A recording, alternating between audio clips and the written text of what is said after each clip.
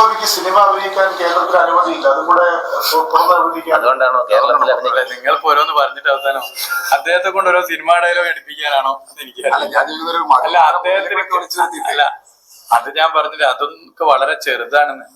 നിങ്ങൾ BJP ഭരിക്കുന്ന സംസ്ഥാനങ്ങളില് BJPക്ക് ഇത് റിപ്പോർട്ട് ചെയ്യുന്ന മാധ്യമപ്രവർത്തകരെ കൊലപ്പെടുത്തുന്നില്ലേ, മാധ്യമപ്രവർത്തകരെ ആക്രമിക്കുന്നില്ലേ? സുഹൃത്തുക്കളെ, നിങ്ങൾ കാര്യം എന്താണ് വിഷയം എന്ന് കൃത്യമായിട്ട് അറിഞ്ഞിരിക്കും. കഴിഞ്ഞ ദിവസമാണ് 24 ചാനലിന്റെ 3 മതസ്ഥരുടെയും പേര് ഒരുമിച്ചിട്ടുള്ള ഒരു വാർത്ത റിപ്പോർട്ടറെ ചോദ്യം ചോദിച്ച് ഇഷ്ടമല്ലാത്തതിന്റെ ഭാഗമായിട്ട് സുരേഷ് ഗോപിയുടെ ഗൺമാൻ പിടിച്ചുകൊണ്ടുപോയി അകത്ത് പോയിട്ട് ഭീഷണിപ്പെടുത്തിയ വാർത്ത നമ്മൾ വിളിക്കുന്നത്. ചോദ്യം ഇഷ്ടപ്പെട്ടില്ല എന്നുള്ളതാണ് വിഷയം. നമുക്ക് ചോദ്യം ഇഷ്ടപ്പെടാത്തതുകൊണ്ട് ആദ്യമായിട്ടായിരിക്കണം ഒരാളെ പ്രത്യേകമായിട്ട് അകത്തേക്ക് വിളിച്ചു കൊണ്ടുപോയിട്ട് ഇമാതിരി കൊണാപ്പിൽ ചോദ്യം ചോദിച്ചു പോകരുതെന്ന് പറയുന്ന ഭീഷണിയൊക്കെ ഉണ്ടാവുന്നത്. അതും നടന്നത് ഒരു BJPക്കാരന്റെ കയ്യിൽ നിന്ന് തന്നെയാണെന്ന് നമ്മൾ മനസ്സിലാക്കണം. അതിന്റെ ഒരു ചോദ്യത്തിന് ഉത്തരമായിട്ടാണ് ഇപ്പോൾ നമ്മുടെ മന്ത്രി റിയാസ് ഇങ്ങനെ പ്രതികരിച്ചുകൊണ്ടിരിക്കുന്നത്. ഈ ഒരു പ്രതികരണം പരിപൂർണമായിട്ട് കേട്ടതിന് ശേഷം കുറച്ചുകൂടി വിവരങ്ങൾ പറയാനുണ്ട്. എന്നിട്ട് നമുക്ക് വിശദമായി സംസാരിക്കാം.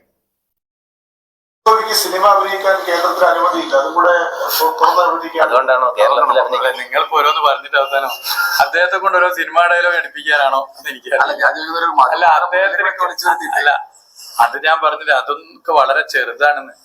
നിങ്ങൾ BJP ഭരിക്കുന്ന സംസ്ഥാനങ്ങളില് BJPക്ക് ഇത് റിപ്പോർട്ട് ചെയ്യുന്ന മാധ്യമപ്രവർത്തകരെ കൊലപ്പെടുത്തുന്നില്ലേ, മാധ്യമപ്രവർത്തകരെ ആക്രമിക്കുന്നില്ലേ? സ്വതന്ത്രമായ മാധ്യമ പ്രവർത്തനം കേരളത്തിലല്ലാതെ ഇന്ത്യയിൽ ഏത് സംസ്ഥാനത്താ പറ്റുന്നത്? എന്നിട്ടല്ല ഇവിടെ നിങ്ങൾ നമ്മളെയൊക്കെ നമ്മൾ എത്ര സ്നേഹത്തോടെ ഞങ്ങൾ നമ്മൾ കൂടി വന്നാൽ നിങ്ങൾക്ക് ഇതൊരു പൊളിറ്റിക്സ് പറയും, വ്യക്തിപരമായിട്ട് ആരെങ്കിലും നമ്മൾ ആക്രമിക്കുന്നുണ്ടോ? അപ്പോ ഇതൊന്നും ഒന്നല്ല. നിങ്ങൾ യഥാർത്ഥത്തിൽ എല്ലാവരും കൂടി ഒരു ടൂറ് ഉത്തരേന്ത്യയിൽ ഉത്തർപ്രദേശിലൊക്കെ പോയി ഒന്ന് മനസ്സിലാക്കണം.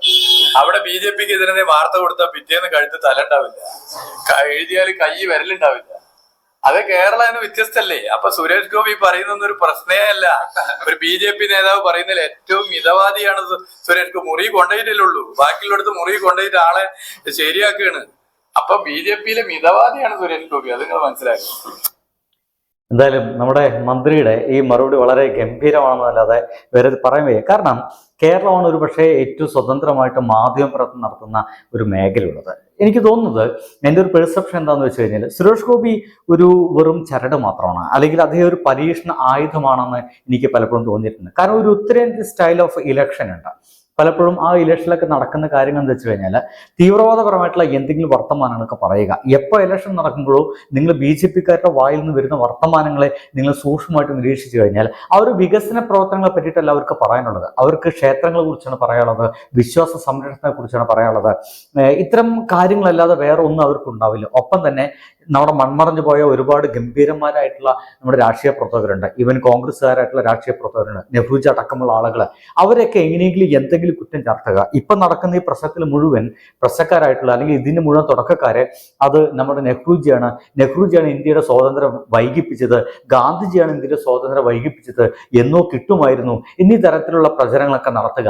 അതായത് അവര് ഇപ്പൊ കുഴിയിൽ നിന്ന് നീച്ചു വന്നിട്ട് ഉത്തരം പറയണമല്ലോ എന്ന അവസ്ഥയിലേക്കാണ് കാര്യങ്ങളൊക്കെ മുന്നോട്ട് പോയിക്കൊണ്ടിരിക്കുന്നത്. ഇത്തരത്തിലുള്ള കമന്റുകളല്ലാതെ നമ്മുടെ രാജ്യത്തിന് വേണ്ട പുരോഗമനപരമായിട്ടുള്ള ഒരു വർത്തമാനം പോലും ഇവരുടെ കയ്യിൽ ഉണ്ടാവില്ല എന്നുള്ളതാണ് ഞാൻ പറഞ്ഞു വെക്കുന്നത്. എന്താ വെച്ച് കഴിഞ്ഞാൽ, ഇത് നമ്മുടെ കേരളത്തിൽ തൃശ്ശൂരിലെ ഇലക്ഷൻ മുതൽ സംഭവിച്ചു എന്നുള്ളതാണ്. നമ്മളത് തിരിച്ചറിയാൻ ഒരല്പം വൈകിപ്പോയി എന്നുള്ളതാണ് എനിക്ക് തോന്നുന്നത്. കാരണം തൃശ്ശൂരിലെ ഇലക്ഷൻ സമയത്ത് നമുക്കറിയാം, തൃശ്ശൂർ പൂരം വരുന്നു, തൃശ്ശൂർ പൂരത്തിലേക്ക് എല്ലാ രാഷ്ട്രീയ പാർട്ടിക്കാരും വരുന്നു. വളരെ വൈകിട്ട് നമ്മുടെ സുരേഷ് ഗോപി ചേട്ടൻ ഒരു ആംബുലൻസിൽ കയറി വരുന്നു. കൃത്യമായിട്ടും ആ ഒരു ആംബുലൻസിൽ കയറി വരുന്നതിന് തൊട്ടു മുമ്പായിട്ട് അവിടെ വലിയ പ്രശ്നം ഉണ്ടാവുന്നു, പോലീസിന് പ്രശ്നം ഉണ്ടാവുന്നു, ഈ പൂരം കലങ്ങുന്നു. ഈ കലങ്ങിയത് മുഴുവൻ കമ്മ്യൂണിസ്റ്റുകാരാന്നില്ല ഒരു വർത്തമാനം ഗംഭീരമായിട്ട് തൃശ്ശൂർ മുഴുവൻ അലച്ചലച്ച് നടക്കുന്നു.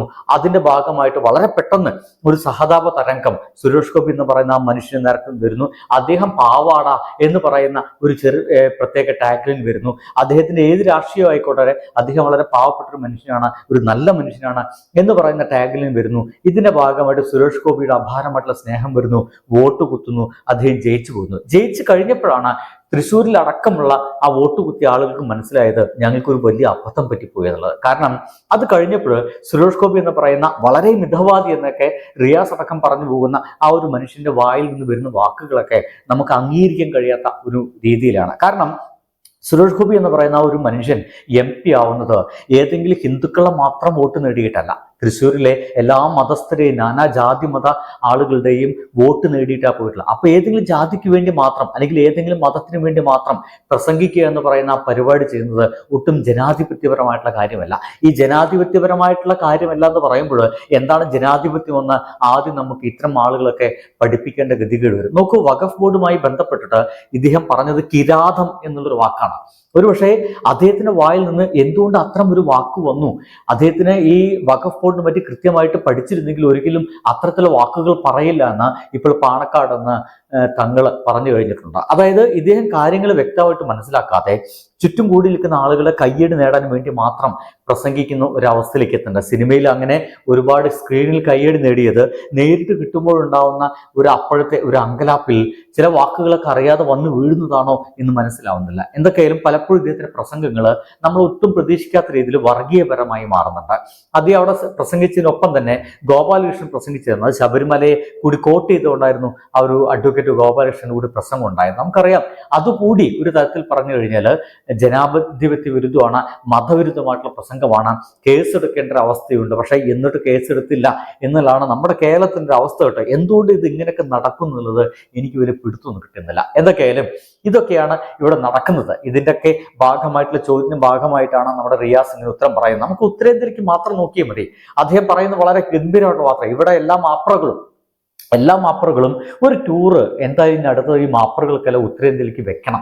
ഉത്തരേന്ത്യൻ ഗ്രാമങ്ങളിലെ അവിടുത്തെ ഇലക്ഷന്, അവിടുത്തെ ജീവിതങ്ങളെ കൃത്യമായിട്ട് മനസ്സിലാക്കാൻ സാധിച്ചു കഴിഞ്ഞാൽ, നേരം പോലും വാർത്ത റിപ്പോർട്ട് ചെയ്ത് കഴിഞ്ഞാൽ പിറ്റേ ദിവസം അവന്റെ തല കാണില്ല എന്നുള്ളതാണ്.